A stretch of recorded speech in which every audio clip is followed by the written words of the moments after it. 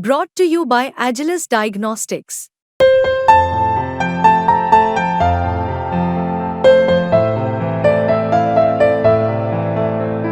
Agilus Diagnostics. बीती 5 पीढ़ियों से एक साथ मिलकर कारोबार कर रहे एक दिग्गज कारोबारी घराने में अब बंटवारा हो रहा है।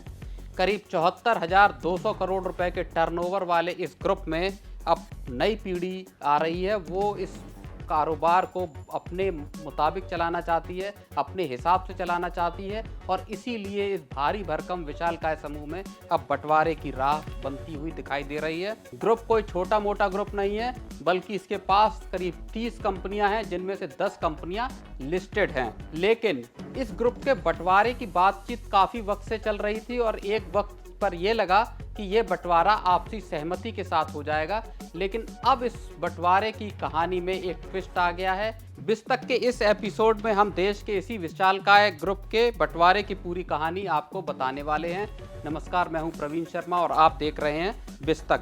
तो चलिए आपको बताते हैं इस कारोबारी ग्रुप के बारे में, जिसका कामकाज शुगर से लेकर फर्टिलाइजर तक, इंजीनियरिंग से लेकर फाइनेंशियल सर्विसेज तक फैला हुआ है। जी हाँ, हम बात कर रहे हैं मुरगप्पा ग्रुप की। इस ग्रुप को चलाने वाले 3 फैमिली ग्रुप्स के बीच बराबरी से कारोबार का बंटवारा होना है। मुरगप्पा ग्रुप साउथ के एक बड़े कारोबारी घराने के तौर पर गिना जाता है और इस साम्राज्य की नींव मुरगप्पा चेट्टियार ने रखी थी। अब इस कारोबार का बंटवारा होना हाल के वक्त तक ये रजामंदी से होता दिख रहा था, लेकिन अब इकोनॉमिक टाइम्स की खबर के मुताबिक इस बंटवारे में एक बड़ा अड़ंगा लगता हुआ दिखाई दे रहा है। अगर हम कारोबार की बात करें तो FY23 में इस ग्रुप का रेवेन्यू 9 अरब डॉलर से ज़्यादा का था।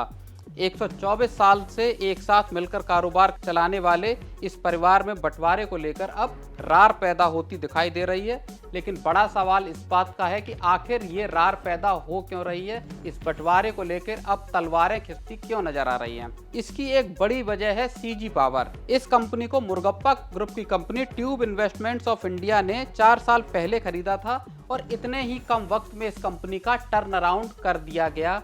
कंपनी के शेयर दौड़ गए और इससे मुरगप्पा ग्रुप की फैमिली में बंटवारे को लेकर बवाल मच गया।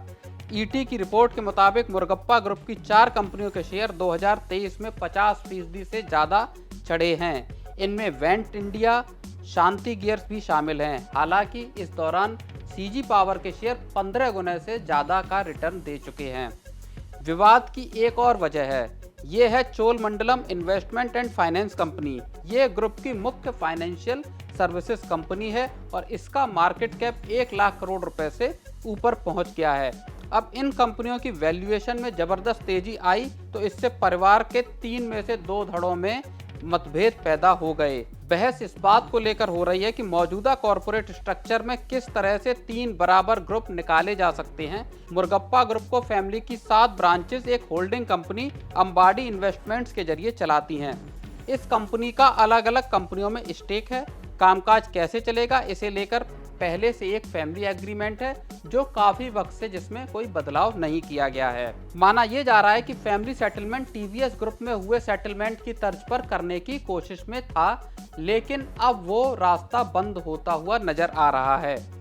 1 साल पहले स्वर्गीय MV मुरगप्पा की सबसे बड़ी बेटी वल्ली अरुणाचलम के साथ फैमिली का सेटलमेंट हुआ था। हालांकि उसके पहले भी काफ़ी विवाद हमने देखा था। आंकड़े बताते हैं कि 1 जनवरी 2021 से अब तक मुरगप्पा ग्रुप की 10 लिस्टेड कंपनियों के शेयरों में 1502% तक की तेजी आई है। इन कंपनियों का मार्केट कैप बढ़कर 4,34,820 करोड़ रुपए पर पहुंच गया है। CG पावर की अगर हम बात करें तो 16 अगस्त 2024 को इसका शेयर 715 रुपए 55 पैसे पर आ गया। 1 जनवरी 2021 को ये शेयर 44 रुपए 65 पैसे पर था। यानी इस कंपनी में 1502% का रिटर्न इन्वेस्टर्स को मिला और कंपनी का मार्केट कैप 1 लाख करोड़ रुपए के पार चला गया। शेयरों में आई इस तेजी ने पूरी फैमिली के लिए बंटवारे का खेल बदल दिया। ट्यूब इन्वेस्टमेंट्स के शेयरों की अगर हम बात करें तो इस कंपनी ने 402% का रिटर्न 2021 से अब तक दिया है। वेंट इंडिया में 394% का रिटर्न मिला है। शांति गियर्स की अगर हम बात करें तो यहाँ पे 381% का रिटर्न इन्वेस्टर्स को मिला है।